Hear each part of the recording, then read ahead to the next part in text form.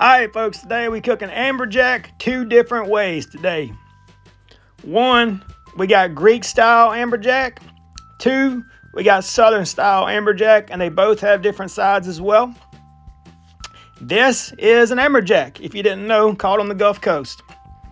Here are the fillets out of that same amberjack.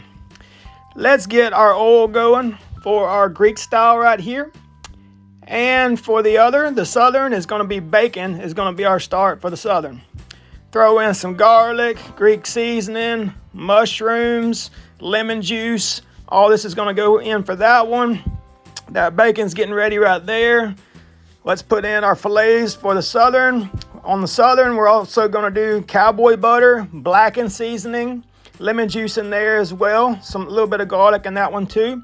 A few different things, cajun seasoning in that one as well. Everything's coming together. Getting a little melt on with that cowboy butter. And here is our finished presentation.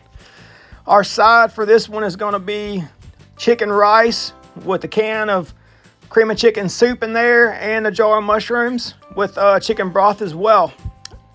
And our side for this really good looking southern one right here is going to be green beans with bacon, sugar, black pepper, and a little bit of garlic there. This is going to be nice and rich and flavorful right here. Both of them are going to hit the spot in two totally different ways. So which one's better? You're going to have to decide on your own, because these are just two of my favorites right here. You do need to be careful though. If you overcook the amberjack, it will turn to rubber. So keep that in mind.